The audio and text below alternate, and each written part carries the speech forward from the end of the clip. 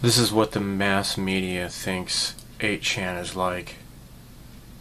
And this is the way 8chan really is. Poor flanker. Is that a real flanker? I don't even know. So, hello there. I am Greg. I mean, Steve. My name is Steve, and I'll have you know I identify as a fish. And I've come to realize that I am a fish trapped inside of a human body. And not only that, but I'm a fish that's been dosed with atrazine, so I kind of fancy myself as a gender ambiguous fish, I suppose. So if you address me, I would request that you use the proper pronouns. My pronouns are blip blip blip and whoop.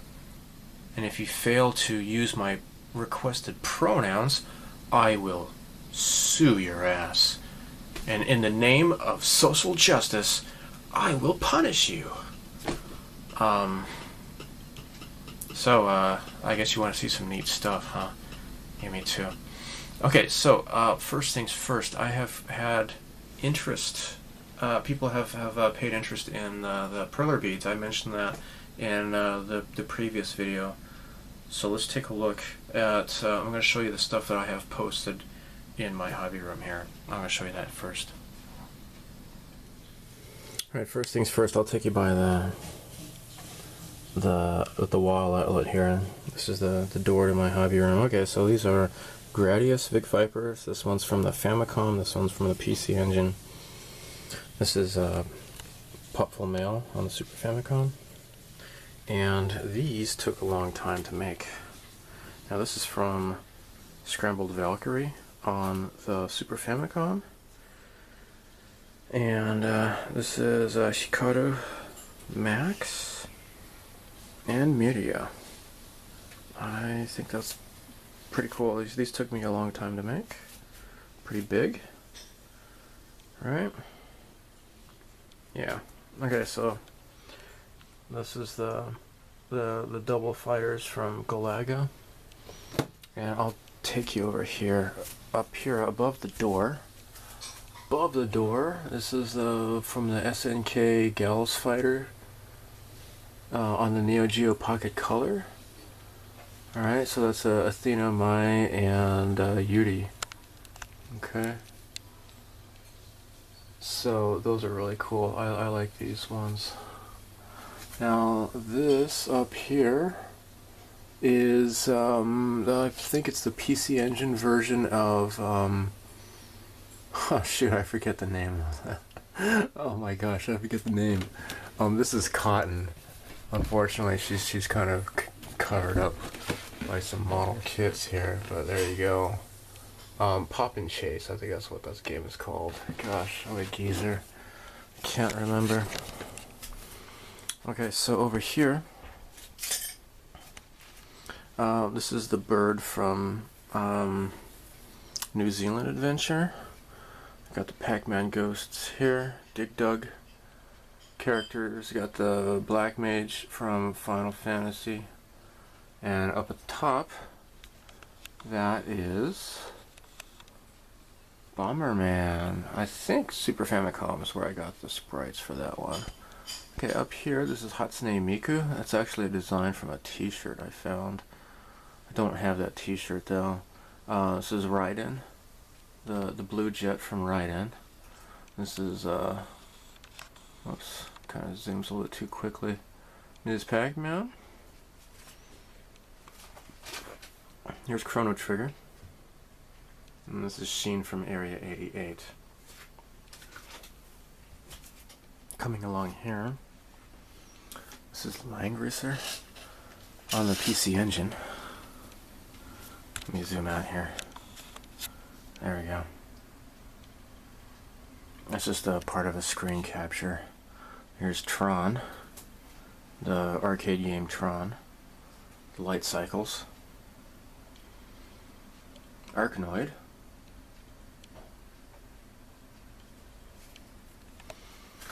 And all of these, this is the Capcom versus SNK on the Neo Geo Pocket Color. These are really cool sprites. There's Iori, Terry, Kyo, and Ryu, Chun-Li, and Sakura.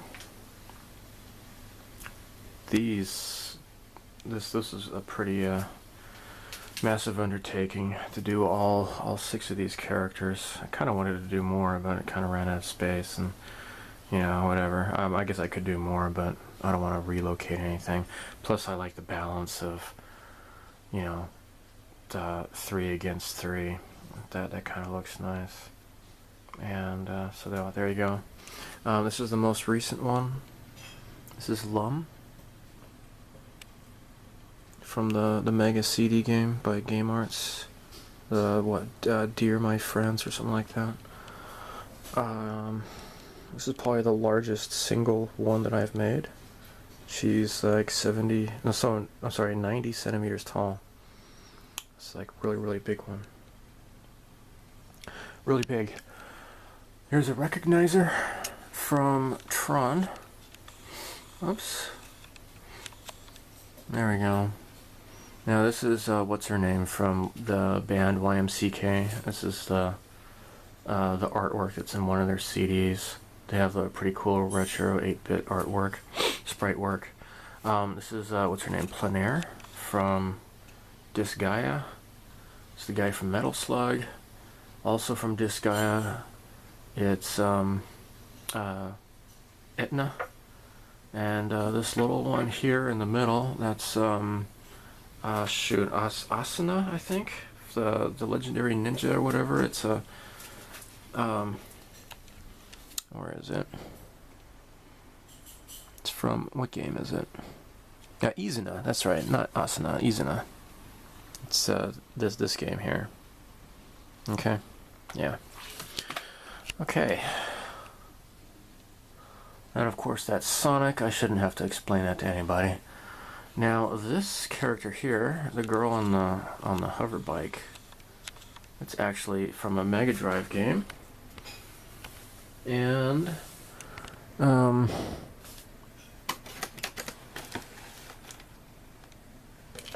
of got a messy bunch of crap here. Shoot, what's it called?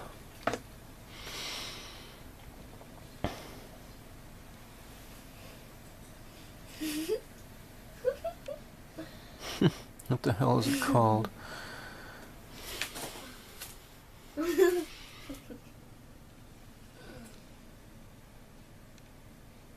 Burning Force. There it is. Oops, I'm dropping crap on the floor here. Here we go. Burning Force. This is it here. See, there she is. Burning Force. Yeah, that's great. Okay. Now I got the red and the blue ships from Darius. I think that's the Super Famicom Darius. This is the blue ship from Radiant Silvergun. This beautiful one here is Vincent from the Black Hole. This is actually somebody who did some pixel artwork on Tumblr. I contacted the man who did it, and I said, hey, I want to make this into perler beads, and he's like, yeah, sure, go for it. So I sent it to him, and he reblogged it and all that, or retumbled it, or whatever you would call it. This is the not Rainbow Islands, it's Parasol Stars on a PC Engine. And then up there, that's Sayo-chan from Kiki Kaikai, which is was remade as Kiki Kaikai. This is the PC Engine, right? They also had a Kiki Kaikai on the Super Famicom, better known as Pocky and Rocky.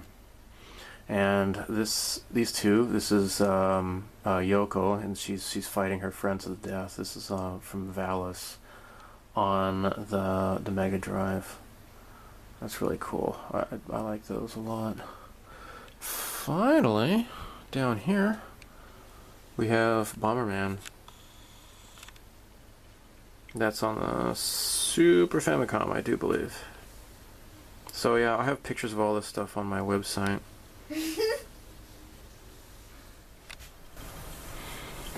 Okay, in the bedroom, we got Snoopy, Binakumo, got the Powerpuff Girls, and on the other side of the clock here, Totoro, Doraemon. This is Aro from Puyo Puyo. This is, well, that was from, I think, Puyo Puyo 2 on the Super Famicom. The Doraemon sprite I got from the Sega Mega Drive game. The Powerpuff Girls are, I think, from that Game Boy Advance, as well as Snoopy was from the Snoopy concert on the Super Famicom. This is Rainbow Islands for the PC Engine. It was also on the Mega Drive as well. And this is Yggdra from Yggdra Union. She's got the big huge sword. She's pretty badass. Well, now I will show you what's been on my model bench lately, because I figured, you know, most people are probably interested in models. I mean, why else are most people watching my channel, unless they just like my hairy arms, and in which case I don't really have a response to that. So, the soft vinyl, the soft B figures, the Kei and Yuri have been stalled. I have not done any work on this at all since the last time you saw it on my video screen. I mean, I do have a whole bunch of progress done on, I think, I don't know which, either the Kei or the Yuri, I forget. But I have yet to upload it because I just want to, you know, add more to the video instead of just releasing what I've got. The problem is that, like, over the summer I had ordered more V-color thinner, and because I'm getting kind of low on this, and I'm like, well, you know what, if I get really into the whole the soft B kits again, I don't want to run out. And so I had ordered some, and I've been waiting for it, and then it was supposed to be out in like August, and then it was bumped back to September, and now October. I'm not sure what's going on with Irisawa. I'm almost tempted to contact them and ask them what is going on, because they don't have much stuff. And then while I was going through my closet, I'm like, oh crap, look at this, I have a brand new one right here. I thought ahead. So really, I don't have any excuse to postpone those at all anymore. Okay, so here we are. Let me pivot this down a little bit. Okay, cool. And zoom in. Alright, so here is the F-14 Tomcat egg plane, and I'm almost done with it. Not quite finished. Not quite finished. Got some more stuff to do with this. The canopy, some of the paint kind of lifted up a little bit. I just need to do a little bit of touch up, and then I'm done. Oh, I also have to paint this little this, I think it's supposed to be like a clear blue or something like that in the middle part. But yeah, this is pretty much done. And I'd like to thank, oh shoot, what's his name?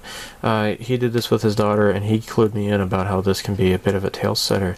Now, if I push it all the way down, it does kind of fall down, but this is, I put a lot of weight in the front here, and it's on its own. It's not gonna be a tail setter.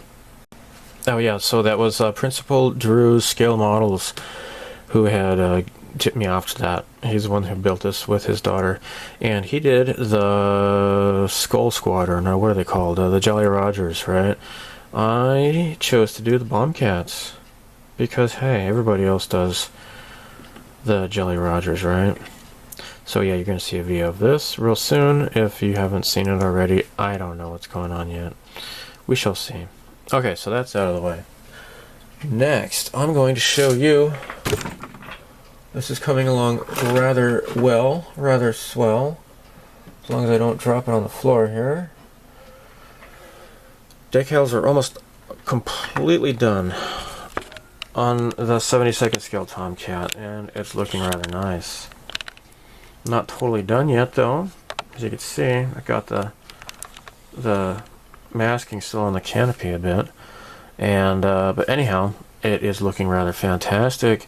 The problem is though, this kit does not come with enough decals. It's like, what the heck? You end up running out. You end up running out. Like, look at this missile here. Okay, I've got all the black stripes here, okay?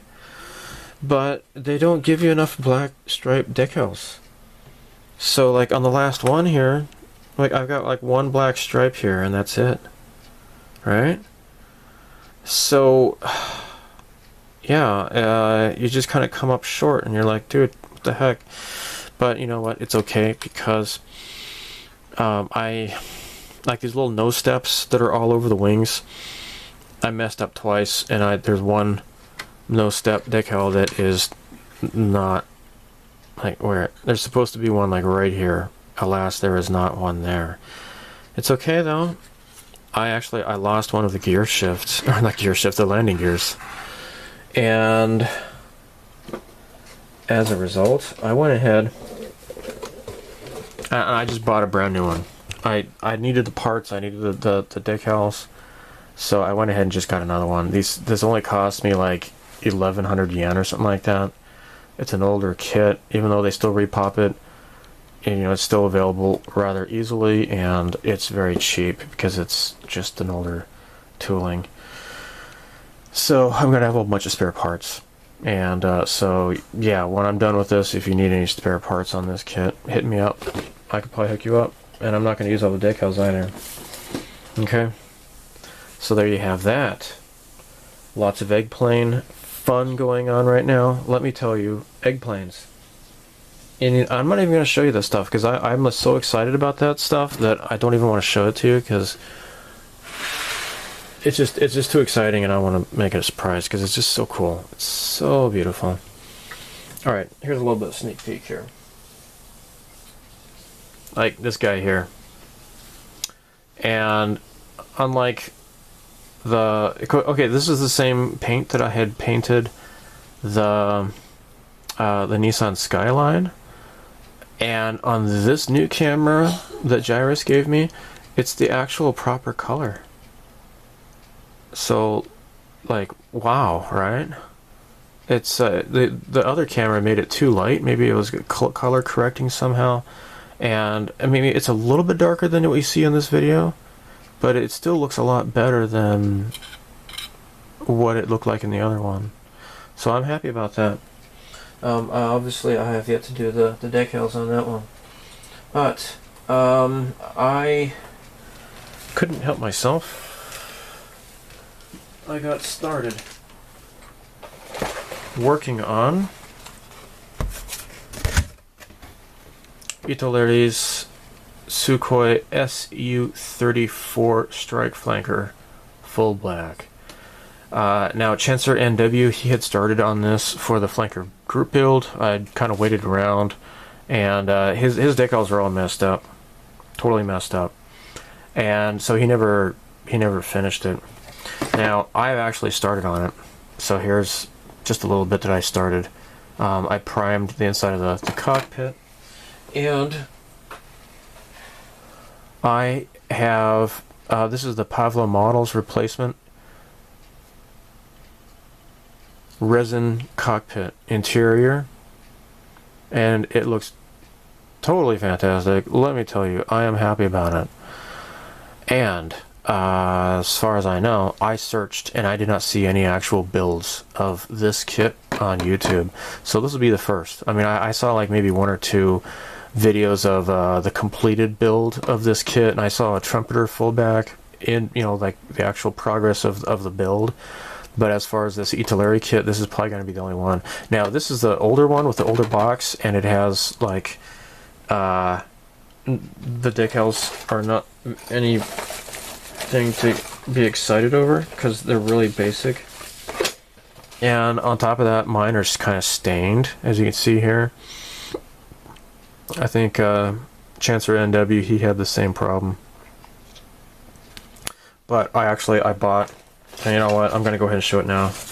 I got off of eBay authentic decals SU34. This is replacement decals, and it has like the option of like 3 different fullbacks that you can actually do. And since I got this open here, I mean this kind of counts as like a acquisition, but I'll just show it to you right now. Alright, let's open this up. I have not yet opened this up because I wanted to do it on camera. Oh wait, no, maybe I... Oh yeah, I have not yet opened this up. I'm like, wait, did I do that? In fact, it's on the cardboard backing that they mailed this to me on. I might as well just yank this off and peel this tape off. There we go. So yeah, there are like what, 1, 2, 3, 4, 5, like 5 different flankers that you can build with this. And at least, you know, it gives you enough for like the stars and stuff. Who knows? And a lot more intricate warning signs and such that you do not get on the kit stock. Now, Italeri has done another fullback, like they repopped this kit since then, and I saw some pictures on an auction, and apparently that one has some pretty decent decals on it, unlike this first generation one here. I don't care if this looks pretty, I just want it open. Alright, let's open this up. Bob Saget. Open. Look at that, it bent it. Jeez. That's a lot of great model decals. Oh my gosh. Isn't that nice? Of course I just shut up. Alright, so look at this. You could do it as the dark one. That's so cool. Alright, let's open this up. That's the number 27. Okay, so you got the 2, 3. Right, yeah. Okay. How come they have... Maybe it's the same plane, but they just changed the marking on it or whatever. That's weird. Okay, you got the 2, 3, 27, 46, and 48. Wow. That's fantastic. And so it looks like the colors are identical for these. This is the only odd one here. But yeah, let's check out that big ass tail bomb. That's cool, huh? So, and here's your placements for all the tiny little decals. That's great. So, yeah, Tamiya has, you know, they have released this for the Japanese market. And I did not know that when I bought this kit, so I bought the import, and I ended up paying more for it than if I had just gotten the Tamiya one. Oh well, but I like the color. I mean the artwork on this Italeri box better. The Tamiya ones are like really like unimaginative. You just see like a completed model of the kit, and that's it. It's kind of boring, but that's what they do with their Italeri. And Zvezda has, I found out, reboxed this, and with Syrian combat colors, and that was kind of interesting. But it's just, they might have some different missiles on it or something like that.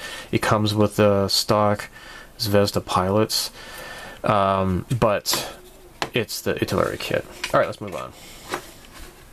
So, getting back into the video game group build. Working on the Silverhawk here. I've got both wings completed with, you know, doing the channeling out to do the fiber optic and such. What you see here is everything's ready for priming. So I'm going to prime this sucker and get started on painting it. I don't want to take it out of the box, but everything's off of the runners except for like the undergated parts, and I am able to just paint it right on the runner. Now the eggplane with the girl, the MiG-15 that came with the Claire Frost figure, I've already finished Claire Frost, and I'm pretty much done with this. I have done a clear coat. I had some mistakes that I ended up kind of repainting over a little bit. I just used like a piece of paper as a dodging tool, and you know, repainted that where some of the paint got messed up. All I have to do is assemble the landing gears to this, and I'm pretty much done. So I'll do a little bit of a panel line wash on here, and then I'm finished. Then you'll see that video sometime fairly soon. The Hien remains pretty much done. There's nothing really more that I have done on this that you haven't seen already. I just need to get busy doing the panel line wash and do very minimal weathering. I don't want to go overboard. Also some, like, you know, doing the metallic colors and stuff like that on there. But that is coming along well. And then, oh yeah, I'll also have to attach the clear parts to those. I started working a little bit more on this guy, the Gundam. And occasionally I have some people asking me, hey, what's going on with the Gundam? I do want to do this. I really do. And I've gotten excited about touching this again. And I was kind of reformulating my strategy on how I'm going to do this. I need to start painting some of these parts again, though. So I'll get around to that later. I do believe that is it. The car. The AutoZam. I need to prime that as well. The Suzuki Hustler, that snap kit with the pre-paint. At the end of the first video, I kind of busted the rearview mirror. Well, I have since pinned it, and it's ready to go again. I do want to do a little bit of minimum painting on the interior of the car, and then that should fall together real fast. And what else? I do want to finish the SR-71 Blackbird, blah blah blah. Haven't touched that. Have not touched the Katinga at all. What else?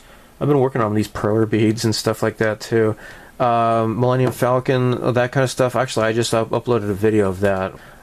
Getting pretty close to. I think I'm getting close to, you know, painting these little X-wings, and hopefully this is going to look pretty cool.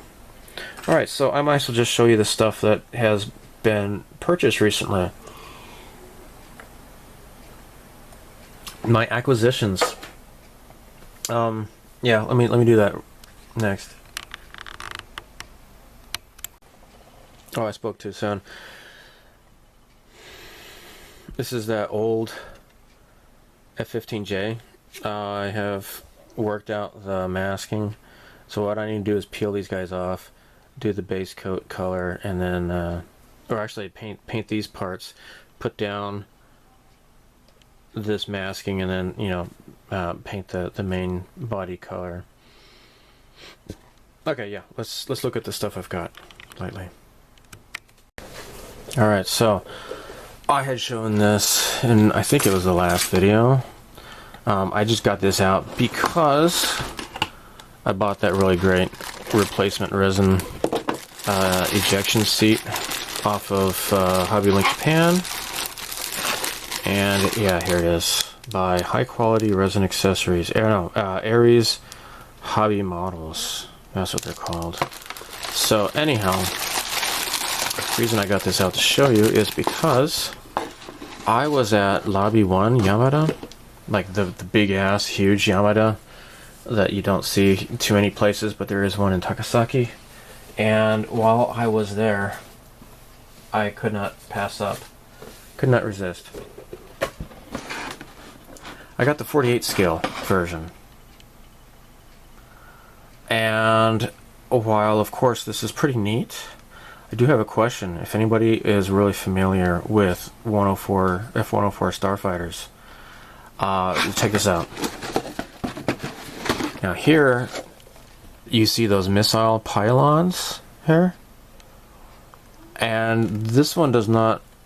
I don't think there's any parts for those, but you can see here there are nav lights. Okay, now this is what's really cool about this kit is that it has clear parts for all the nav lights, and it even has clear parts for the instrumentation. And I'm like, wow, that's super neato. There's no female pilot. You don't get the Seilane, and I forget her name in the newer anime. But yeah, you don't get a figure of her. Although you do get the heart decals for her helmet. Anyhow, there's no nav lights on here. There's no pylons and no nav lights. So let me know. I mean, this is the F-104 Starfighter. This is the F-104G, right? Why wouldn't there be nav lights on the wingtips? I mean, obviously they have them here, and just like the 72nd scale one, they have clear parts. So I'm like, I think I really could light it up. So, you know, Clone Fox 80, if you're watching. Yeah, I need to get back to that F8 Crusader though. I want to do that first. Anyhow, the seat on here is pretty cool. I do believe it has the ejector pull tab, the pull rings, I'm pretty sure. Yep, it's got the ejector pull rings. Yeah, this is pretty cool. I mean, I've already taken this out of the bag. Let me resituate the camera so you can see better. And I can totally do that now. I can totally do it. Because of reasons, right? Thank you, Gyruss. Alright, let's, okay. So here you have the green hearts. And that's great and stuff. It gives you like the German decals if you really want to do that, but the Area 88 livery is what you really want, right? Of course. It has the green heart decals for her helmet somewhere. Yep, here they are. It's just there's no pilot figure. But anyhow, yeah, as I was mentioning, like here is the ejection seat, and I think it's pretty nice. I mean, yeah, right? I don't know what this thing is, but here, yeah, it's got the pull rings.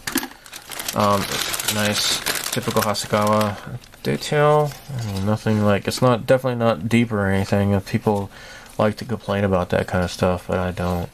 I kind of complain if it's too shallow. But yeah, just got rivet details all along the panels, and that's really nice.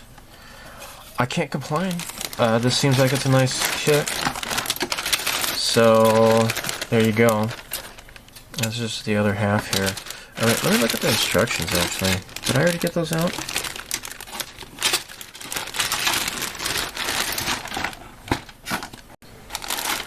Alright, I seem to have completely misplaced the instruction booklet. I have no idea where it is. I really don't. I looked in the 72nd scale one and I didn't see it, so I cannot tell you what the hell happened to that. Alright, well, what am I doing? Going the wrong way. Alright, let's just move on to the next model kit, if that's the case. Jeez. Alright, so as I mentioned, there were no pilot figures. Okay, so to remedy that, I got this.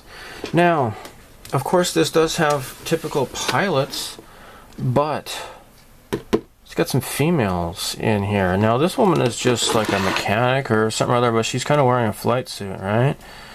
Her body And there's another woman over here. She's kind of built like a grandma, right? This woman is a bit sexier. What I'm thinking I might do is just cut the figure's head off and put one of these guys' helmeted figures under here.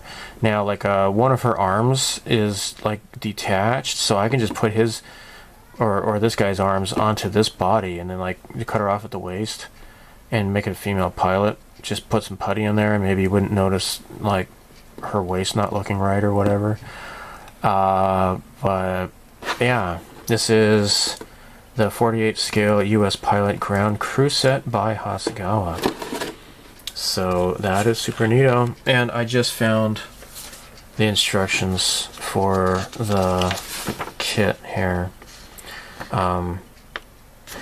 I need to get the cockpit masking for this. That would be good to get, I think. I'll deal with that later. Just make a mental note of that. Alright, so moving on. A friend of mine came to visit me. My friend from Arizona, Lou. Probably he doesn't watch my videos here, but he's more of a video gamer. But he got this. He was at in Arizona, N.S.E.A Record Exchange. I used to shop there when I was a kid. Back then they only had CDs and, you know, vinyl records and audio cassettes and crap like that. But now they have model kits there too. And actually last year, the monogram Star Fury from Babylon 5, they had it for like $10. I'm like, dude, get back there and buy it for me. I swear I'll pay you like 20 or 25 bucks or 30 bucks. Please do it. And he never got back there, and you know, by the time he got back there, it was already gone. I'm like, no. But he did get this for like $8 by Grapthar's Hammer. What a savings. Let's take a look. So yeah, he gave this to me. He brought this from America when he came to visit Japan, and I went ahead and bought the Photoetch set from Paragraphics from HDA Modelworks. So go to HDA Modelworks and buy some stuff there today, or I'll never forgive you. Really great. I like Jerry. He's super nice, and I was plugging his stuff before I even knew he watched my videos. Okay, so Photoetch. Now I have already started doing some dry fits, and unlike my crazy friend Jared, this apparently this seems to go together just fine. I don't know what he's talking about. He said he had problems with it, and he said he had problems with the glue. However, like I test glued some parts together, and they still stick together. And I don't know what happened to it. Yeah, here we go. This is it. I just took some parts off the runner. It seems to be still holding together. Hear me, baby, hold together. And I don't know what he's talking about. Maybe he's crazy.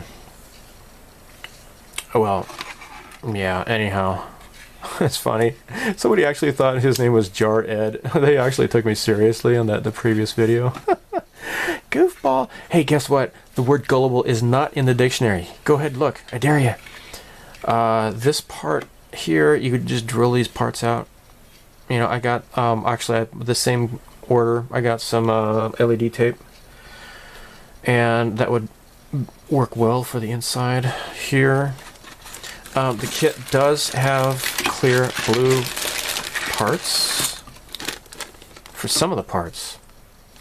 Unfortunately, like the whole command deck, this is all solid. However, there's a guy named Steve. Like, I'm not the real Steve, but you know, his name is really Steve. He's the guy on the first I saw his build of this kit, and he did such a fantastic job. It was the Sci-Fi Model Action forum. Now it's been well, it's a brand new forum called the Model Shop or something like that. Anyhow, he cast this in resin, and he sent it to my friend Gary. And Gary. So yeah, I do have a clear cast. Gary, come in here. Coming to me. Gary, where are you? Yeah, there you go. This is the Protector by Pegasus. So, and it's kind of really weird though how Pegasus bought out Mobius. I guess it's more like Frank kind of sold Mobius to Pegasus, I guess. I thought that Mobius was the bigger company. I don't know. I've actually been to the Pegasus store and I talked with the owner, or one of the owners, and he wasn't the model kits guy. He was the other half of the store type of a guy. But anyhow, so yeah, it has the clear blue parts for these parts here, but you see there are some like red parts here that are glowing. We're gonna have to clear cast those, and you have to take care of that. So my friend Gary and I were gonna work on that. Alright, so moving on.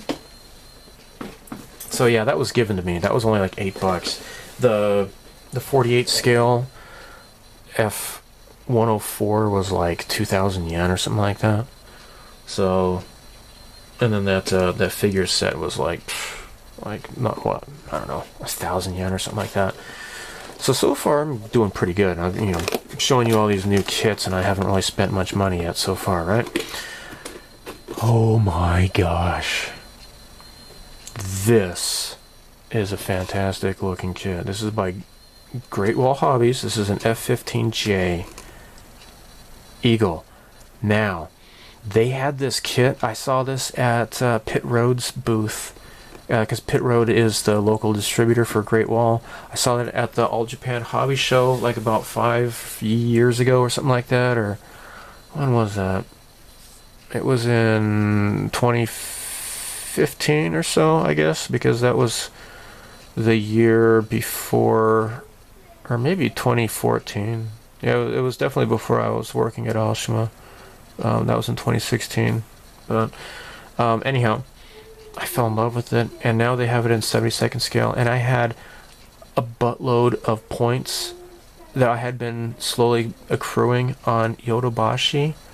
It was like 4,600 yen kit that was down to like 3,600 yen, and then I got it for like 1,000 yen because I used like 3,000 or more points to get this. Anyhow, I'll stop rambling here.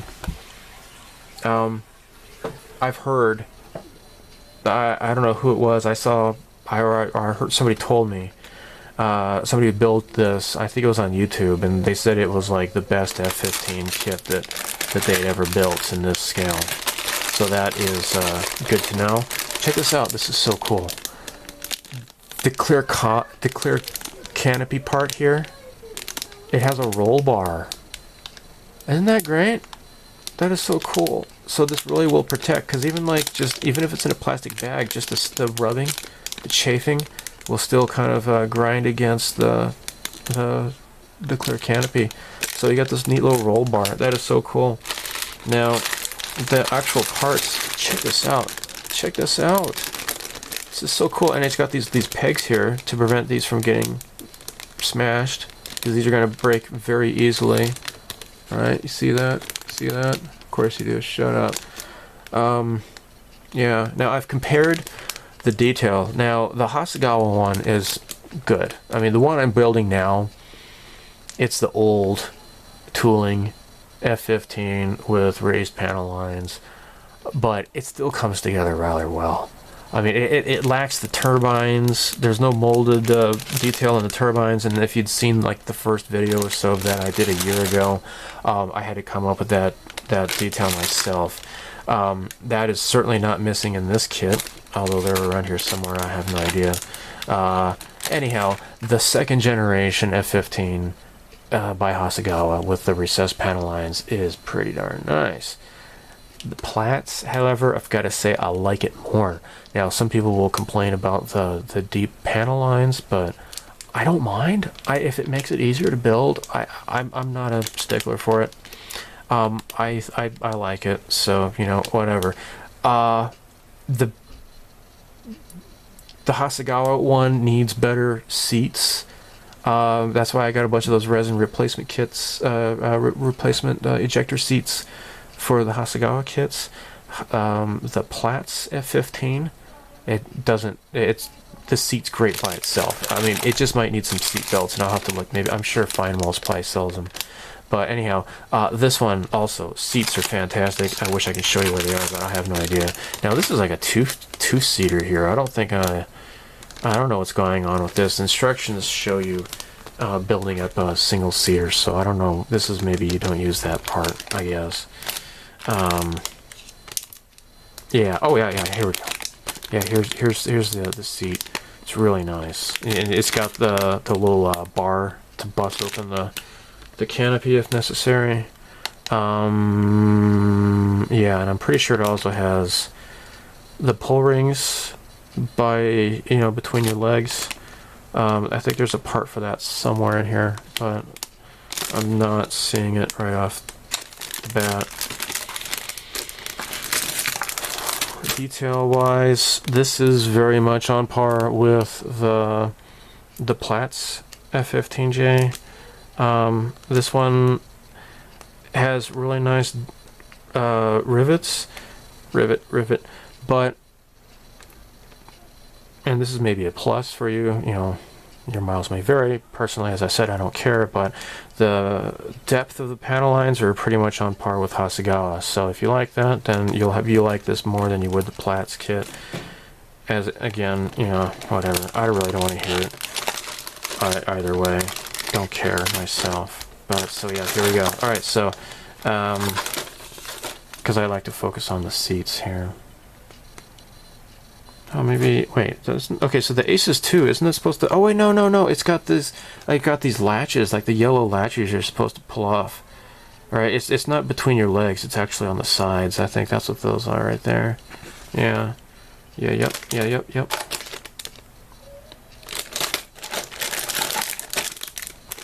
Alright, now, let's move on. You don't want to see the instructions. Instructions are boring. Decals. That's what you want to see, because they are really super duper neato. You got these pandas here. So yeah, the pandas are wearing pasties, so I guess they got a second job down at the zoo strip joint. But there you go. So yeah, they're wearing nipple pasties.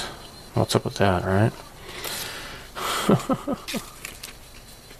This kit gives you like what?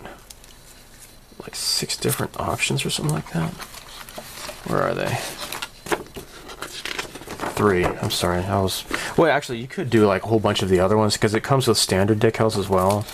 Like, here's like what? Like the Tengus. It's got the flower, whatever they're called. You got the eagles, the cobras. I don't know their names, but there's the panda bandits. There's some, I don't know, wolf or whatever that is, and I don't know what that is. And that's the Mystique or whatever they're called, I don't know. So yeah, it has like the standard, but check this out. Check this all the way out. So on top of the standard stuff, I mean, look at that. These decals are far more intricate, I think, than the Hasegawa one. So definitely thumbs up for that. If you're really into tons of decals, you'll be happy with that. And here's all the rest of the pandas here. And I like this one with the red nipple pasties. I'm sorry for being crude. Actually, you know what? I've never been to a strip joint. Friends of mine they've actually been to them, and they just kind of like felt embarrassed because they're in a room full of guys leering at girls, and there's like nothing intimate at all about it, and they just felt kind of embarrassed to be there. Anyhow, this panda, he's wearing like a headscarf instead of like a pirate hat, so that's interesting. The one with the red stars, you get like this red zigzag lightning, and I think that's really cool. So that's what I'm going to be using. That is a really cool kit, and again, I only paid like 1,100 yen or something like that. So yeah, again, this is all my acquisitions for November. Oh, I'm sorry, September, I should say. Derp.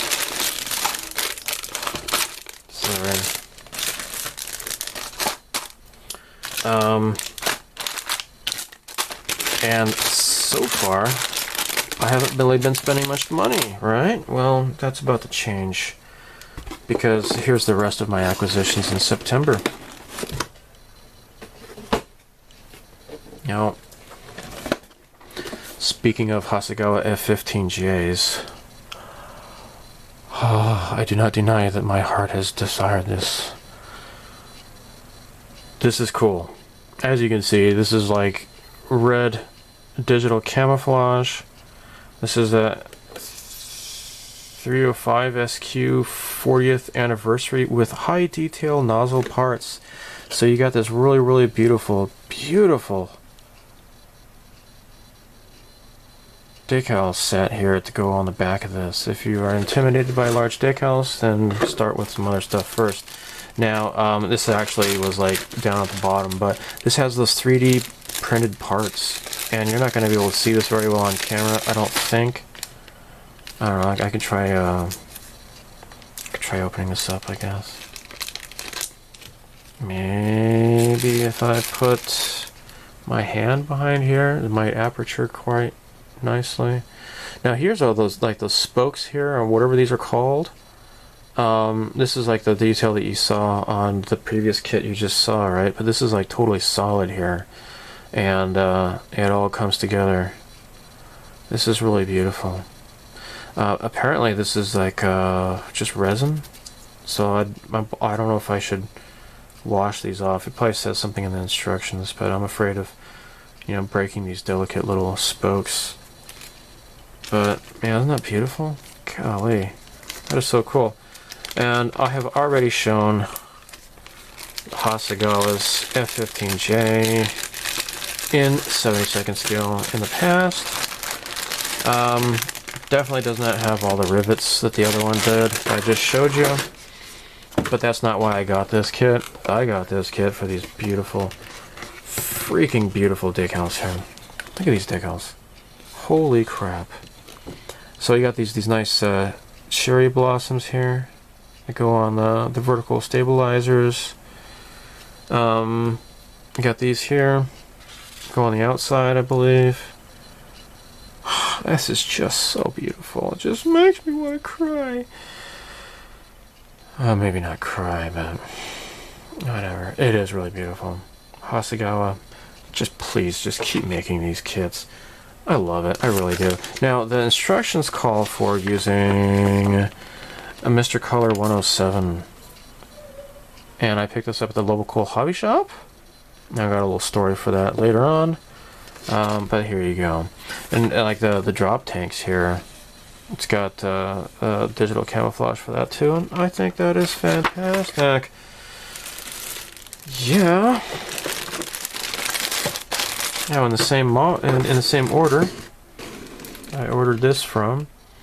Oh, again, I live in a small town, and my local hobby shop, like, I could get the Star Wars kits and stuff like that sometimes, right? Of course, the Yamato kits, stuff like this. He doesn't order this stuff, unfortunately. He just kind of mainly focuses on the Gundams for the kids and such. I got this. Yay! Pretty girls are awesome. Here is Mayuki Sara. Yeah. That's right there. Yeah, Sara Mayuki, wearing a leotard. Oh my gosh, isn't she pretty? Now check this out. The back of the box here, her eyes look all creepy and weird. She's like, hi. But as you can see here, the picture of the decals, it's actually fine. It's actually fine. Now when you open this up, as with the other kits, comes with this cute bubble wrap with the pink hearts.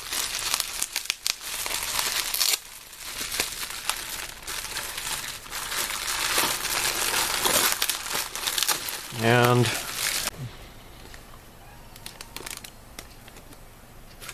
so you just got the arms and the legs. Now it's kind of funny actually. I'm looking at Like, you got some, like, really toned muscles here. Look at her belly. Like, that is, like, the sexiest belly I've ever seen. I don't even really... I'm not a belly guy or anything, but I think that's just really cute. You don't really get that much detail in the resin, but, you know, whatever, I guess. I don't care. But I don't know, I just was impressed seeing that detail in there, and I'm not a pervert, so shut up. So here's her head. Oh my gosh, isn't that cool? Look at her hair. Isn't that great? So her forelocks are going to be painted separately, so you can paint her forehead with no problems.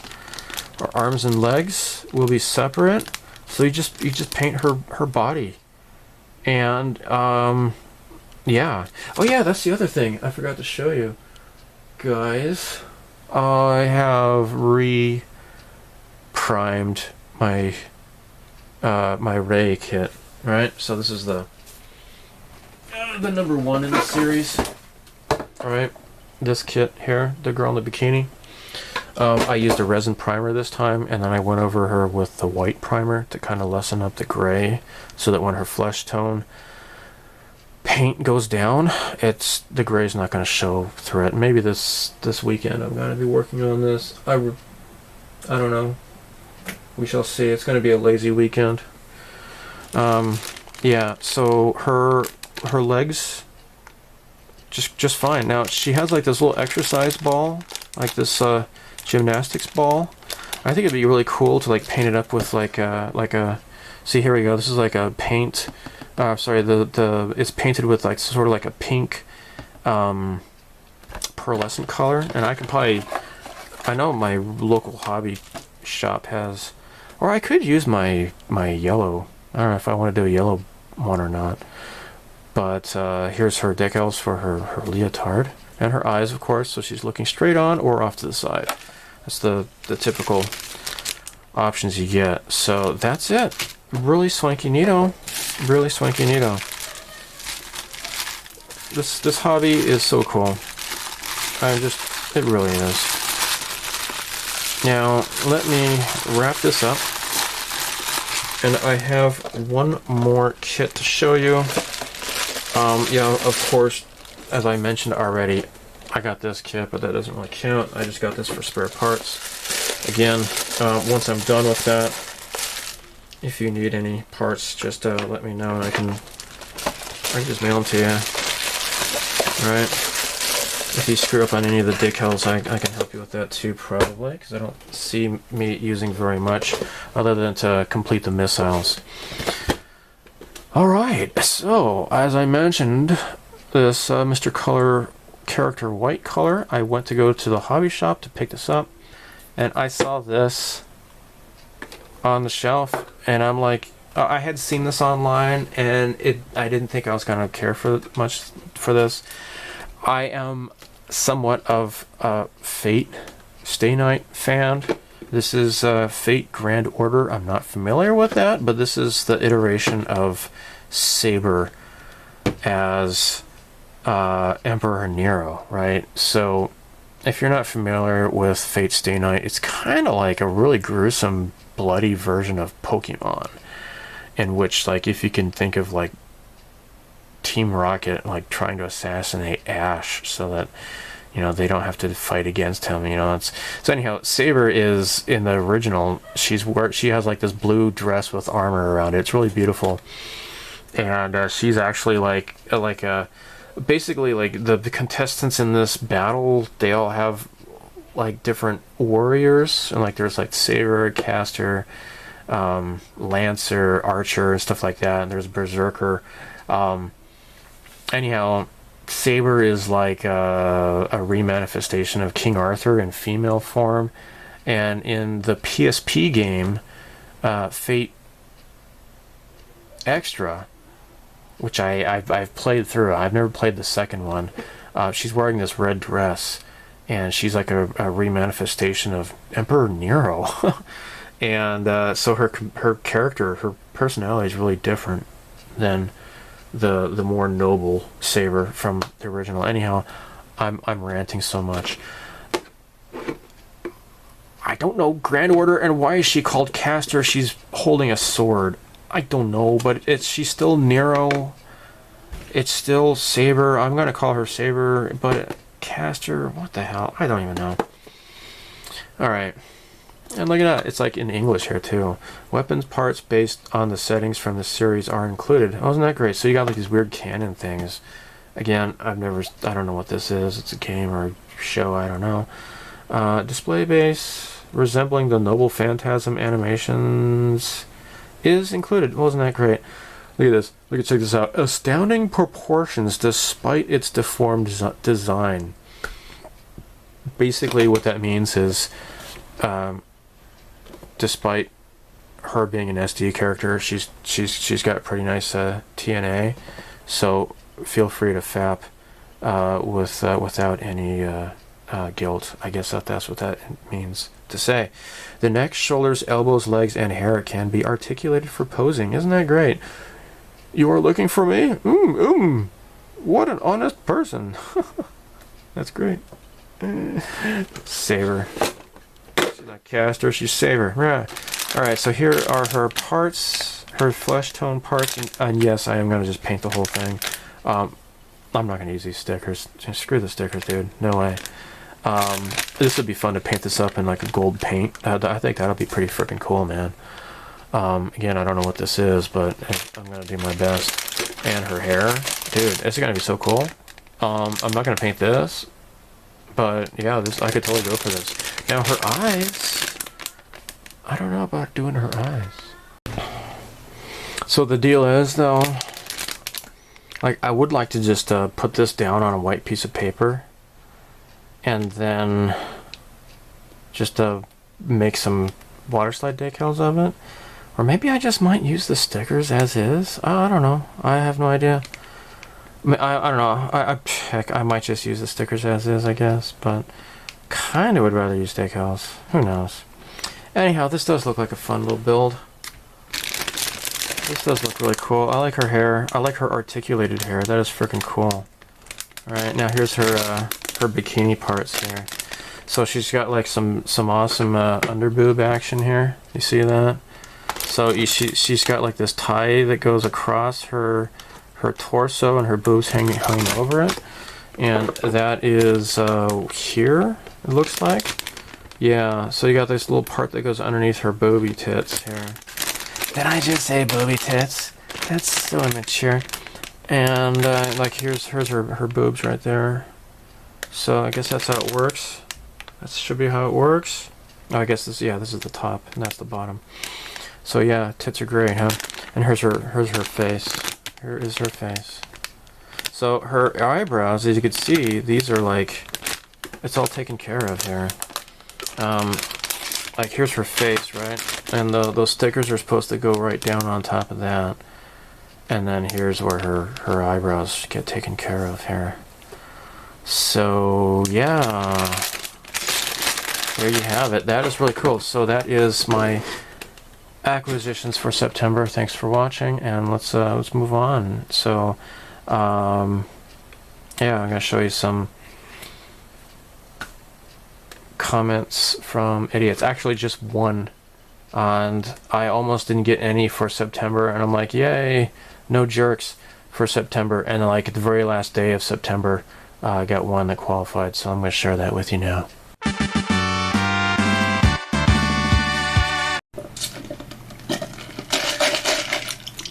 Okay, so yeah, all right. So this is just in the nick of time, like the very last day of September, I guess. I got this. So check this out. This was in the Klingon Katinga battle cruiser build, of course, because really, I have. What are the more annoying modelers? Trek modelers or Gunpla modelers? It really is a toss-up. Just, I'm not saying that if you build Trek models that you suck, or likewise for Gundams, but just the amount of just cock spiders that those two facets really. You don't see any Votams. Modelers, nitpicking each other, or Macross or something like that. No, it's always these people. So Anyhow, this guy says, this was literally like watching glue dry.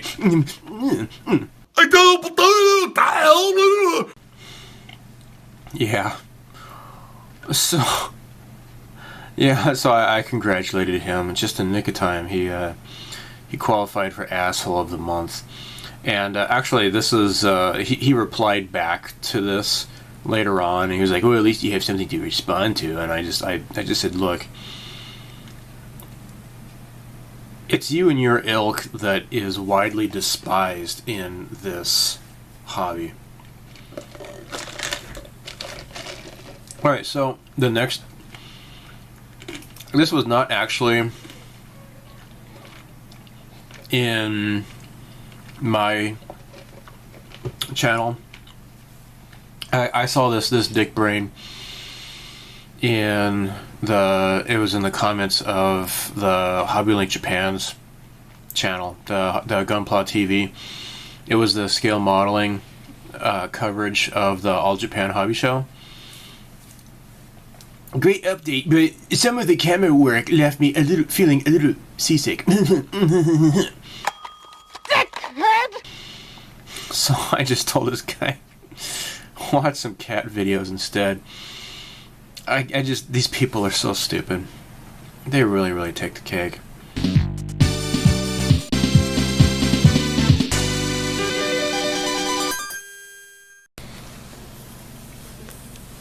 Alright, the first comment that made me really happy. This is in response to the August modeling update. Tommy Boy Scale Modeling said, "To the douchebag that hits dislike as soon as these videos are posted, you're a douchebag. Not even a new freshly bought Mazingill douchebag, but an old nasty douchebag used by a woman with herpes douchebag." That's funny. That made me laugh. I like that. Actually, douches are like, no woman should ever use those. They're like really nasty. The body itself can cleanse itself, but douchebags, those things actually end up making gynecologists a lot of money because they end up ruining women's bodies so much. But anyhow, yeah, he has a point, and this is something that's really silly. You know, I'm not going to say, oh, I want to thank each and every one of my subscribers. I see that so much in videos, and I'm not going to thank everybody who subscribes to me, because I can see in my own analytics that I have subscribers that will like vote down my videos just as soon as they are uploaded. It's kind of hit or miss, but usually there's about at least maybe one or two people in every video, and most of the time they are subscribers, especially because as soon as the video goes up, it gets like a thumbs down. And most of the time I'm like, oh, I have no idea why. I mean, what sort of message are they trying to get at? Is it because I haven't finished the Back to the Future DeLorean video, and they're just gonna downvote every single video until I finally finish that? There's no way for me to know. I'm not a mind reader, so seeing those downvotes, I couldn't care less. It doesn't mean anything to me at all. So yeah, I thought that was great. And Tommy Boy is going to be getting back into doing YouTube modeling, so I'm happy about that. Now, this is a nice comment that made me happy. So, Sock Monkey McLean, that's funny. Anyhow, Sock Monkey McLean said, it just made me think of like John McClane, like Die Hard, right? I can just imagine like a sock monkey, like, rappelling down a glass building and just like unloading a clip of bullets into the glass and like busting through. Die Hard, yeah. Ho ho ho, I've got a machine gun. Anyhow, man, I really enjoy your videos. I've picked up quite a lot from watching them. Oh, I'm glad, because that previous guy didn't seem to get anything from my videos. My wife cracks up when you do your Meow Meow Kitty voice. Alright, so Okay, so I'm glad that I make your wife happy. So this is actually, I'm going to do this. This is just for your wife, Mr. Sock Monkey. All right, check this out. Right on. All right.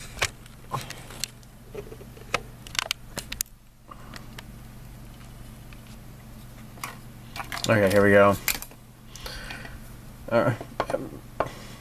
It has come to Meow Meow Kitty's attention that many people do not appreciate eggplanes, Meow Meow. They decide that eggplanes are silly models and not worth their time because they decide that they are not in scale to anything, Meow Meow Meow.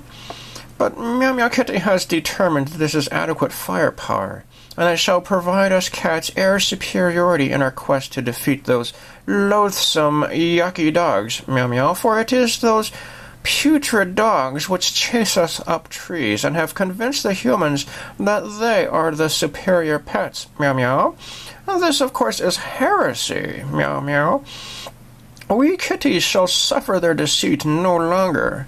We shall claim our rightful victory over those incorrigible dogs, Meow Meow.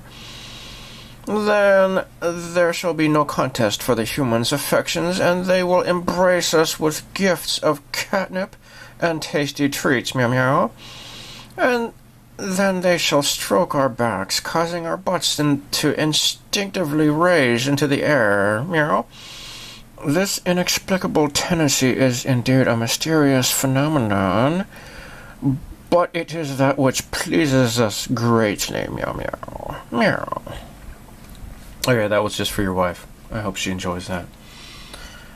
So, let's look at a book. Well, thanks to this Nero camera that Gyruss gave me, I can actually do this kind of stuff because look. Autofocus. Oh my gosh, it's so great.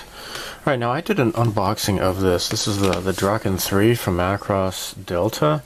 Okay, backstory. My wife wanted to buy something off of the internet, and I'm like, well, you know, I don't like Amazon because Amazon can just kiss my ass. Jeff Bezos is a douchebag. Well, to get free shipping, she wanted, because the book she wanted was like maybe like 1,000 yen, and you had to get like over 2,500 yen off. I think it was HMV Books. It was the online HMV store on Yahoo Shopping, and in order to go over the amount so that you can get free shipping, I'm like, yeah, you know what? I will just look through my wish list, and this was in there. I'm like, okay, cool, I'll grab this. I had this confused actually with another book. It was like a whole bunch of Macross, all sorts of different kits. This is actually only Macross Delta, so oh well. But this is still a pretty cool book. I mean, here's the girl. Oh yeah, by the way, the Aoshima kit that I was building of her. She's completed, but there's a few parts I want to paint, because you know what? Now looking back, I really should have just painted her instead of using those stickers, because little did I know that those stickers are they're like semi-translucent on the girl, and they look like crap. I just wish that there was some sort of like decals for this. I don't know. Oh well. Anyhow, this is the Hasegawa kit. Not the Aoshima kit, but it's the same subject though, the Siegfried. So here we go. Here are all of the Hasegawa kits, at least as of this publication. And who put this out? This is Hobby Japan. Okay, yeah, Hobby Japan made this, and this is gonna be so cool. Whenever I get around to do it, I want to like light it up and everything. I want to make a big deal out of it whenever I get around to it. There's so many other kits I want to light up, but it takes forever to build kits as it is, and when I light it up, it just takes even longer. Yep. Okay, so here we go. Pictures of stuff and things. So yeah, the Hasegawa. So this is a Hasegawa and Aoshima in this book, I believe. There's no Bandai, I don't think. I don't think. I mean, yeah, I don't know. We'll just look through here real quick. So Yeah, you get the little clear parts here, and I think those are supposed to be lights or something or other. I don't know. Around the canopy. The Drakken's so awesome, though. It really is. And here's the Siegfried. I think the Drakken came out first, because I think the Bandai came out with the Siegfried, and then Hasegawa, they went ahead and released the Drakken first, if I remember right. Isn't that beautiful? Of course it is. That's great. Oh my gosh, look at that. Nice Hasegawa stand there, that's great. And they painted up the figures here. That is super neat. I'm getting low on battery power. So, yeah, really cool. That is cool.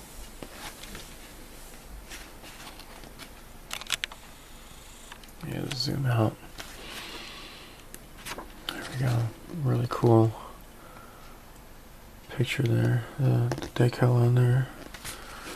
So, yeah, I think I've mentioned before. I saw like the first couple episodes of Macross Delta, and I really wasn't impressed. It was like a little bit too much like Precure or something. It was kind of weird. Apparently, this is a scratch-built Destroid. That's pretty cool, I guess. Doesn't look as cool as the original Destroids though. Those Drakkens are so cool. Let me tell you, those are awesome. Especially the one with the gold, the deep dark blue and the gold. It's so awesome looking. That is great. So it looks like they've augmented his hair a little bit, added a little bit of a forelock to his hair.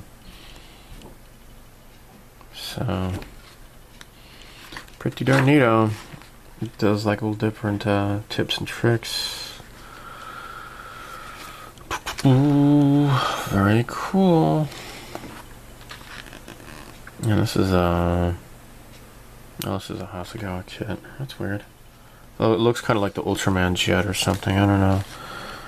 Kind of weird. I don't remember this kit. What does the box look like? It says it's Hasegawa. Oh, it's a conversion. Okay. Alright, and then this is totally scratch built here. Sort of flying fortress. Like I said, I haven't really gotten very far in the show. I kind of lost interest. And actually, what? Isn't this the Bandai kit? The little Mecha Collection kit that they came out with? Yeah, it says right there, Mecha Collection. So again, this is all the Hasegawa stuff still. Pretty darn cool. The ones with the fast pack on them are pretty cool looking. Here's a forest camouflage Drakken 3. That's cool. Yeah, here we go. There's with the big fast pack here. The Super Gyruss Plus. Okay. If you say so. Look at that. Look at all those engines and crap. That's cool. I bet it goes fast. Okay. Oh my. So, that's cool. I like the paint job on that. That's neat. There's the back. Pretty cool looking. Oh yes, and then you got these things. This is by Max Factory. And you got these silly girls. These are the minimum factory. Yeah, the Plamax minimum factory kits. I kind of wasn't even aware of these very much because I didn't care too much. These are the silly girls. And then here we go, Alshima. Now at the time of this, they only had the first two out, and then they had some other ones coming up from Macross Delta. Now they have like the one from Macross, Macross F, I think. I just want them to come out with a variable fighter girl for the original VF1. That would be so cool. That would be so cool. I would totally buy it. I would totally buy it. I'm gonna have to suggest that again, because actually I kind of know the guy who designs this. I mean, I used to work at Alshima, so. Oh my gosh, look at that butt. That's great. So yeah, here you go. Like I said, I need to finish mine. I just need to do some. I'm probably going to just do some hand painting, but here you can try to improve her face if you want to. I didn't bother with that, but maybe I should have. I don't know. So, pretty cool. And then Hasegawa Macross Delta, the movie. Wow, they made a movie out of it. Who knows? Maybe the movie's better than the TV show. I don't know. And then there's the Siegfried with the big boosters on there. That is pretty cool. That is super duper neato. And then here we go. Cool. Very neat. Alright, so it's not like the best money spent. This is only like, what? How much did I pay for this? It's 2,700 yen. And I bought it on a whim, so, well, whatever. There you go. Anyhow, I got a cool couple of magazines to show you at least. Let's do that next. So when I went out shopping with my friend Lou, remember he's the one who gave me that the Protector model. In September, early September, I saw a couple of magazines, and they both featured flankers, so I bought them. Model Graphics October issue, and then Model Art October issue. Well, let's do this one by one here. So it says, yeah, flanker Mendokusai means it's troublesome. I like the word Mendokusai because it means like you don't feel like doing it. It's kind of bothersome. It's like you just, you'd rather do something else. You don't feel like doing it. That's the best way I can translate the word, and I like it because it doesn't quite translate into English, but here we go. It says, what? A flanker is so troublesome. Alright. So, here's your checks here. They're like, Franca de Mendokusai. And it's talking about the cool features of a typical flanker. And yeah, so here you go. Yeah, what we're looking at here, this is the 35S by Hasegawa, and there's that cool like solid color. So if you don't want to do the whole camouflage, you can do just the solid color one if you feel like it.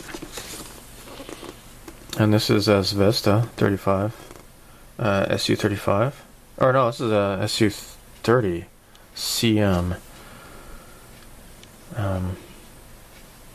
Yeah. And here's this guy. This guy's like, tee hee hee, tee hee hee. I'm a nutty boy.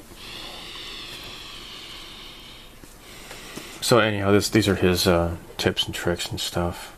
So yeah, whatever. I'm not gonna spend a whole lot of time on this, but yeah, it's pretty cool. It gives you like step by step on how this guy did the SU35S flanker. And this is the one with the solid dark blue color, and I have that actually, that dark blue color. I have never used it. I just bought it just because I'm a spaz. Now here we go. This is the model cast and flanker color set, and this is what I used on the SU33. I'll probably be using it again for the SU34. So yeah, mask off the wheel wells and then paint inside. And so this is Japanese style, so you do 1, 2, 3, 4, right? You don't read it like this, you read it like this. This is the front of the cover. Okay, I think you follow along. This is really cool. Here he's using, these are all Tamiya lacquers. The LP, those are the lacquer paints. LP, lacquer paint, get it?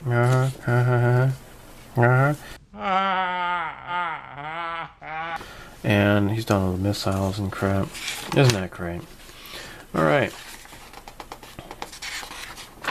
Let's skip ahead here. These are the different profiles of the different SU-37. What the heck? What is that? I'm not familiar with that one. Oh, I have a pre-order for this. This is the SU-50, right? SU-57, I'm sorry. Yep, I have a pre-order for this. And this has a digital camouflage. I saw somebody do an unboxing of this, and it doesn't have any masks or anything. You have to come up with your own digital camouflage. through masking, so I'm kind of not happy about that, but whatever. That's cool. Well, this is the Zvezda SU-30. That is pretty cool.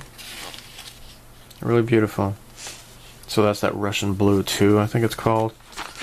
Oh my gosh. Now here is the SU-34. This is the big 48 scale by Kitty Hawk. And I've heard people don't like Kitty Hawk. Well, what is your experience with Kitty Hawk? Let me know in the comments. I've never built any Kitty Hawk before, so that color is really awesome though. So here we go. This is Russian Aircraft Blue 1. This is the 40th anniversary color, Mr. Color number 6, and then it has Russian Aircraft Blue 2, which is $3.93. And then here's just a gray, like a German gray, 514. I don't know what that is though, but anyhow, it's somehow different than a regular German gray. Look at those nozzles. That's pretty cool. That's nice. That's cool. Okay, it's got the refueling rod there, it looks like. That's nice. And then we got this, whatchamacallit here. This TV anime Kotobuki. Yeah. Hikotai.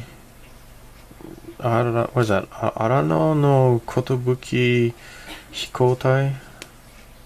Beats me. So, yeah, let me skip ahead here. I'll show you. I like this. It's like one of the coolest parts of this magazine is showing like the different hobby rooms. And this guy actually has a pretty cool, spacious place. So they got like a little drawing of his place here. Yeah. Oh, hey, I got those little things too. Got that at the 100 yen shop. Oh, that's funny. Huh. Okay. I'll read this later. So, blah blah blah. Wonder Festival. Yay. Let me skip ahead here. Okay. Let me skip ahead. Crossbone Gundam. Okay, this is pretty cool. The Blizzard Gunner. This is by, is that Max Factory? This is Dugram. Yeah, this is Max Factory, 72nd scale. That's cool. That is cool. Now, oh my gosh, this is where it gets really awesome. Imperial Class Star Destroyer. This is the new one. The lighted one. Now, this looks like they came up with individual lights for these instead of using fiber optics. At least that's what it would seem to be. I don't know. These are much larger fibers that are going in through here, I believe. And then there's the hanger. Really cool. It's just so cool that it already has all of the holes drilled out, so that saves so much time. Actually, no, I think these are actually like SMDs that they wired through here. Here's the command tower. That's really pretty nice. Really great. Cool. Wow, 1,300 fibers. Yeah, jeez. Wow.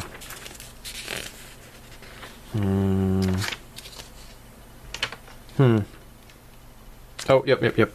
SMDs, there we go. This is what I remember seeing. Yeah, those are for the larger lights, apparently. Now, this is really great. The new Mobius EVA pod. And, of course, the Gundam Ball stole this design, as you already know. But look at that. It's so beautiful, the lamps on there. That's so cool.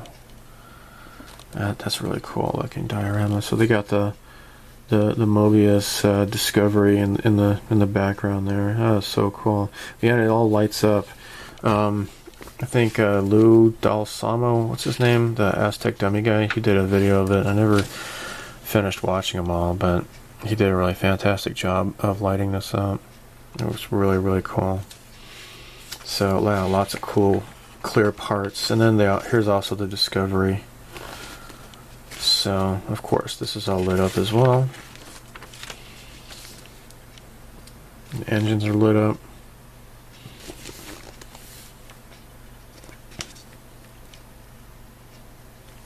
And they've employed the etching parts, of course. Isn't that beautiful? That is so cool. Yep, really, really neat. Okay, now this is at Wonder Festival. They got a nice R-type kit here. This is it's the Arrowhead. Was it number 12? Yeah. Yeah, these are resin kits here, I believe. Oh, that's cool. They got Space Cobra, and there's Lady. That is really neat. Okay. Figures. Underboob. Oh my gosh. Sexy. Godzilla. Let me skip ahead here. And, oh my gosh, what the heck? Oh, that's right. If you're a fan of Future Boy Conan, these are finally coming out. I remember when he was, the guy was designing this when I worked at the company. This is something that was, you know, I couldn't say anything about at the time. Here are Eggplane Girls coming out. Not so. I think this just came out in August or so. I'm not really happy about this one because it's kind of just like a booty call, you know, idol singer type. Don't really care about that. This one's pretty cool though. The girl with the gun. And what else? Oh, here we go. Finally, Plum is coming out with the Vic Viper. Now this is a 1/44 scale. They're re-releasing their R-type Arrowhead. Just a color variation of the kit that I've already started building. And it says it's for R-type tactics. They're reboxing it with a different name. So yeah, neat crap here. I'm gonna skip ahead. Hey, what's this? Oh, this is resin cast. Suzuki Swift. Oh my. That's resin. Huh. Who makes this? Platts? Yeah, okay. I guess Platts is putting out a resin Suzuki Swift. That's interesting.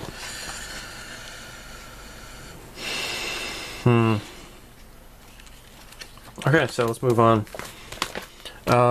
Model Art Magazine is just more flanker building here. Just pretty darn cool. Tomcat, here we go, the Aggressor and Flanker. That is so beautiful. Oh my gosh, that is just so cool. So I guess, yeah, it's the Aggressor Squadron is this, the one with the Cobra emblem. So, yeah, lots of really cool stuff here. Yeah. Oh wait, was this the one that? Yeah, look at that. So they used like a filter sheet. You could do that with like if you use like those bounce fabric softener sheets or whatever. If you have a dryer, he's just spraying through the sheet, and it kind of gives like a little bit of a mottled color to it. That's a really cool idea. I like that. Oh yes, digital scheme. Now this is the Ukrainian Air Force. So cool, so cool. I have a Hasegawa special of this. So great. And here, this is how they did it by hand. This is actually this is a MiG-29 Fulcrum. This is also Ukrainian, I believe. Yeah, that is so cool. There's a Blizzard.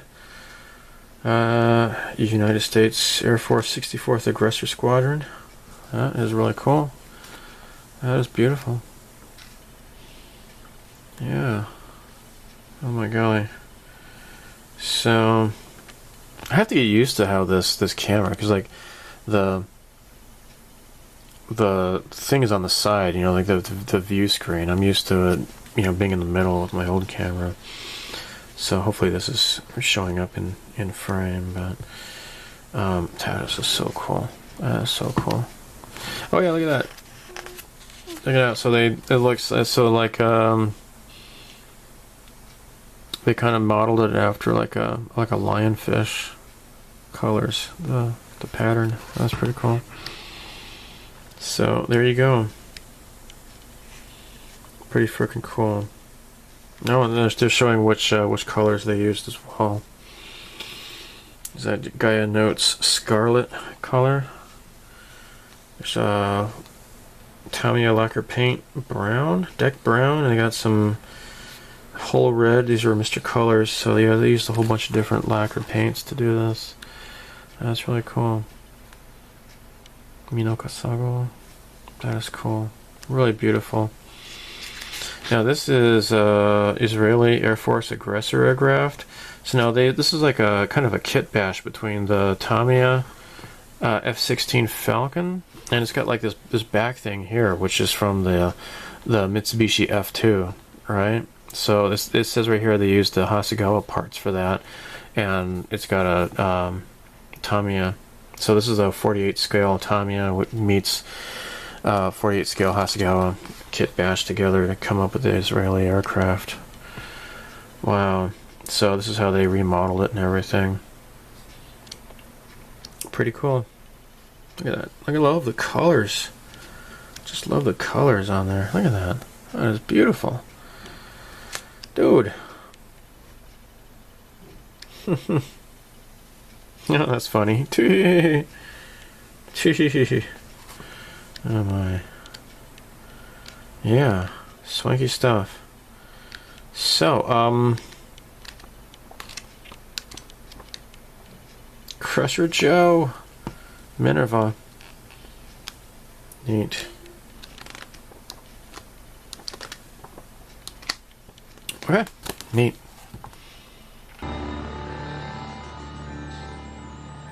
Yes. Questions.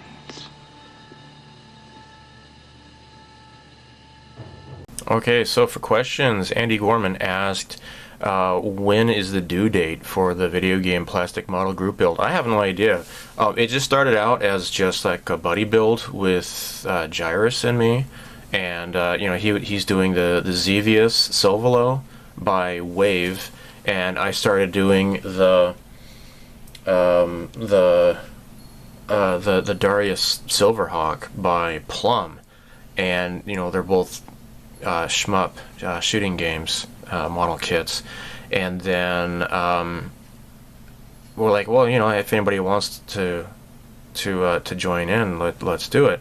And then Mick Shaz7, he chimed in with the Galaxy Fraulein Una build, and I gotta say, he's getting so much better at doing figure kits than I am, I think. Because he keeps, like, you know, focusing only on those, where I kind of just come and go, and, you know, get sidetracked and, you know, kind of put them away for a while and then come back to them. But yeah, he's getting so much better at doing eyes. It's really great. Anyhow, he is going to be doing another video game build as well. So yeah, so enter as many as you like. I'm thinking I might do that King of Fighters Mai, or the Fatal Fury Mai, whatever. I might do that figure. Maybe I might do this Fate Grand Order. This is like a cell phone game here in Japan, but the Saber, I mean, like I said, I know her from the Fate Extra game on the PSP. Maybe I might do that one as a quick build. I have no idea. So I don't know. When should we finish the video game group build? I mean, we started it, Gyruss and I, we started it, like, I think in May or something like that. Who knows? Maybe we might just end it in May of 2020 or something like that. Who knows? But yeah, no date yet. So we'll just play it by ear, I guess. Okay, another question. Arturo Romero asks, what scale is that Millennium Falcon? So I was tempted to just kind of ignore this at first. I'm like, yeah, well, it's box scale, you know, who cares? But went ahead and looked up on like Wikipedia or Star Wars Wiki or whatever it's called to look up the actual size of the Falcon, and then I took a measurement of this model, and so it comes out to be roughly 1/240th scale. So okay, there's your answer. It's a 2/240th scale Millennium Falcon. So yeah, it is considerably bigger than the 350 scale that the Bandai has done. So yeah, it's a 2/240th scale. So there you go.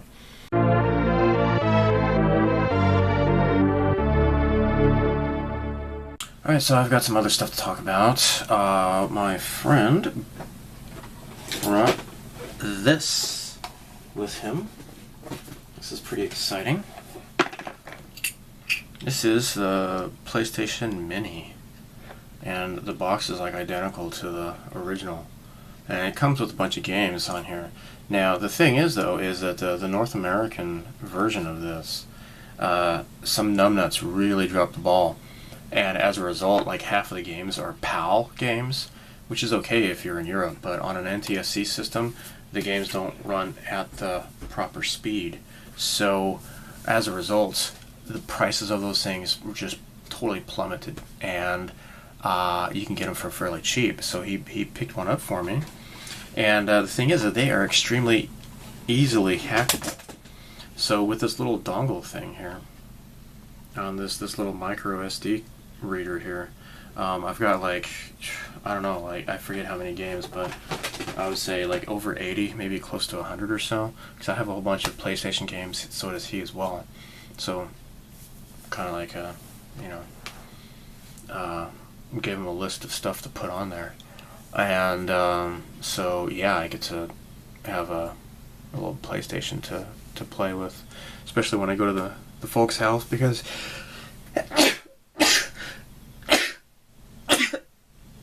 that was only 5 sneezes. When I go to the folks' house, I have my own TV in our room there, and I get to use it, and I don't have to fight with people to use the TV like I do here at home, because we only have one TV. So, yeah, I did not go to... Oops, I'm kicking the table here. I did not go to the All Japan Model Hobby Show. Disappointed! But... oh well, I just didn't have the money, and plus I have to take care of my wife because she's in really bad shape. Like, she can hardly walk now. And we don't know if it's because of the accident, because this didn't start until like about 3 months later. So without a doctor to say, yeah, this is because of the accident, we can't claim it as part of the insurance claim on the driver's, as part of his fault. So she's really messed up. So I have to stay home and take care of her. So that weekend instead, I rented Avengers Endgame. Thor's a homo. And I was really, really excited about that. That was finally got to see it. And then as soon as Captain Marvel came on screen, I'm like, oh god. Now, of course, there are celebrities that I really cannot stand in real life, but yet if I watch them in a movie, then I can kind of put that aside. Like, of course, Tom Cruise, he's crazy, but I can put that aside and I can enjoy his movies. And most of them are pretty stupid, right? But Brie Larson, oh god, just seeing her is like, she won an Oscar? She got an Academy Award for that Room? But I guess the movie's called Room, right? I like the movie The Room, the Tommy Wiseau movie. I did not hit her. It's not true. It's bullshit. I did not hit her. I did not. Oh, hi, Mark. I'd rather watch that, of course, than Brie Larson. But anyhow, so I got this. Yay. This is, I got the Japanese Blu-ray because I wanted to get the, have the Japanese subtitles so I can enjoy it with my mom-in-law and my sister-in-law, because they enjoy these type movies more than my wife does. So yeah, I'm gonna bring this with me the next time I go see them. And this movie is just I've seen it twice now so far, and I completely love this movie. And yeah, it just brings back so many memories of reading the manga when I was in college, and I'm like, oh dear God, I'll be graduating college in a few more years, so if it be your will, if cyborgs exist by then, I want to marry a cyborg girl, and if not, then maybe just a girl with hearing aids, because that's kind of cyberpunk, I guess. And I'm being facetious, kind of, but yeah, I totally fell in love with the character of Gali, or I say Alita, I should say, as she is called in the English. But freaking cool, very, very cool movie, and really happy with this. This actually came out on September 11th. So yeah, so yet another September 11th has gone by, and another year commemorating the fact that the Mockingbird corporate media was able to convince the entire world that nearly indestructible solid steel buildings can just poof and just collapse into their own footprint magically, just just evaporate. Actually, yeah, that was one of the words that they had used on that day on TV. They said, "Oh, the building just evaporated." Yeah, like that happens. Speaking of which, check this out. This is on Zero Hedge. Major university study finds fire did not bring down Tower 7 on 9/11. Now, of course, everybody knows the Twin Towers, but there was also World Trade Center Tower 7, which just magically fell down all by itself. And this is definitely the smoking gun, because it was not, supposedly hit by an airplane, or even supposedly hit by a hologram airplane, for all we know. Just nothing. It just, oh, well, it's on fire, and then all of a sudden it just boom. And this is, of course, after the BBC had already reported that it had collapsed.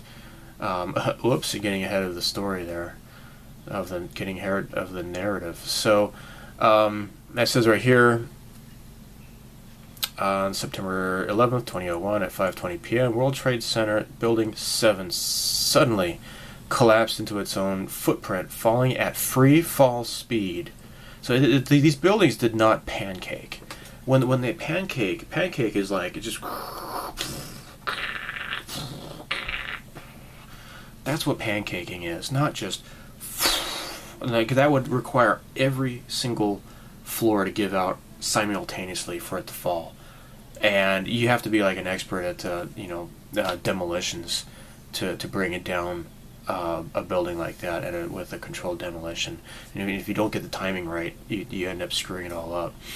So yeah, just mysteriously those three buildings just fall down, and of course airplanes just completely disappear, like the airplane that crashed in that field. They just got like a few little pieces of wreckage and then just kind of magically disappeared. And of course the hole that was in the Pentagon on that day, it wasn't even like as big as an airplane, and there was hardly very little wreckage whatsoever. And you would expect to see like a big tail of a big airplane, sticking out of the Pentagon, but of course we didn't see that. So this was Alaska Fairbanks, the University of Alaska Fairbanks, that released a report of an in-depth 4-year study on what actually brought down World Trade Center 7. According to the press release, the release of the draft report begins a 2-month period during which the public is invited to submit comments. Final report will be published later this year. It says that the research team utilized 3 approaches for examining the structural response of World Trade Center 7 to the conditions that may have occurred on September 11th, 2001. First, we simulated the local structure response to fire. Loading that may have occurred below floor 13 where most of the fires in World Trade Center 7 are reported to have occurred. Second, we supplemented our own simulation by examining the collapse initiation hypothesis developed by the National Institute of Standards and Technology. Third, we simulated a number of scenarios within the overall structure system in order to determine what types of local failures and their locations may have caused the total collapse to occur as observed. Basically, it is completely impossible for World Trade Center 7 to have fallen on its own. Completely impossible. And it's very, very demonstrable that the Twin Towers could not have just spontaneously collapsed like that. And on my channel, I have put the videos of the interviews of the fire workers who were caught in the lobby when explosions went off in the lobby. And then when you see them later on CNN with Larry King, their story just kind of changes. And yeah. So yeah, here we go. Truth is coming out. And this is very interesting to read. I'm going to leave a link to this so you can read it for yourself. But it also cites the failure of the FBI and its 9/11 Review Commission to assess key 9/11 related evidence that the FBI can be shown to have had or been aware of. So, yeah, very, very interesting. So I will leave a link to this down below. So, in other news, I am looking forward to not watching The Rise of Skywalker because I still haven't bothered watching The Last Jedi. It's just... I guess I never get tired of ranting about this, but you know, actually, I was just rewatching the video I had made of the SR-71 Blackbird, the very first one I did, the Italeri, and in that first video, I predicted how the movie was just gonna basically copy A New Hope, and lo and behold, that's exactly what happened. It's kind of prophetic, and I had forgotten I had said that in that video. I hadn't watched that video in many years, and then so I just recently watched the SR-71 Blackbird video, the Italeri build, and in that I definitely said that I was really skeptical because J.J. Abrams doesn't have much of a unique bone in his body. So yeah, and at the time I had in that video I had said that, you know, it was just a cynical cash grab, basically, that Disney they didn't really have much of a plan going forward, and it turns out that was exactly what happened. They needed to have an actual, you know, set idea, like a plot for these three movies, instead of just handing the baton off to somebody else and let them take it in a completely different direction. Because this is not what Marvel Studios has done with their Marvel movies at all. I mean, some of them you can maybe sit out, like, of course, the Captain Marvel, I didn't bother watching that one.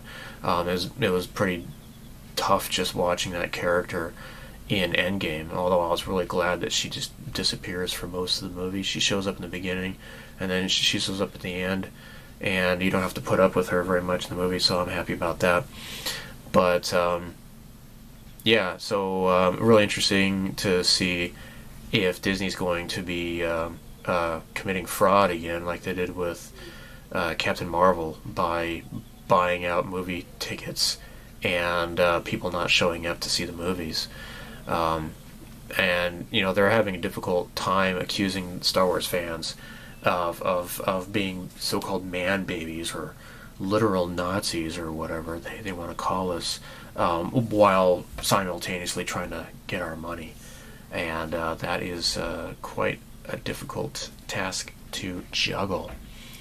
So it's just like with Don Quixote, you know, tilting at windmills. You know, they live in this delusional alternative world this alternative to reality in which people they disagree with are somehow being deceived by the darkest corners of the internet, and then somehow they're all a bunch of, you know, Nazis or something or other, which is just ridiculous. And then of course Rian Johnson even went as far as to say that The Last Jedi wasn't successful because of Russian bots. It's like, yeah, Russian bots, exactly. Yeah, these people are delusional. And when they tell us who to vote for, and we tell them, you know, to kiss off, then, you know, oh, you're racist, or you're misogynist, or whatever. It's just, these people are totally crazy. So yeah, I'm pretty sure Rise of Skywalker is probably gonna bomb, and they won't even be able to recoup their costs in China, because China had already totally rejected The Last Jedi even faster than the rest of the world did. So yeah, good luck with that. Oh yeah, that's right. So there was one guy who I know from the Starship Modeler Forum. He was hoping to meet me at the All Japan Hobby Show in Tokyo, and because I go every year, he was hoping to meet up with me, because he and his wife, I guess they're on their honeymoon visiting Japan, and he was hoping to meet me. And well, that didn't happen, unfortunately. But he did say that when he talked to the Bandai reps, he asked them if they were to ever make a 72nd scale TIE bomber from Star Wars, The Empire Strikes Back. And he didn't get a verbal response, but he got a wink and a smile from the Bandai rep. So, and I have been saying, like over a year now since the B-Wing has been released. You know, that came out summer of, man, time goes by so quickly. That was summer of 2018. Over a year has gone by now since the B-Wing came out. So anyhow, yeah, that would be pretty exciting. I am hoping to see TIE Bomber maybe announced by the end of the year, or at least sometime next year. That'll be great. I really hope that's going to happen.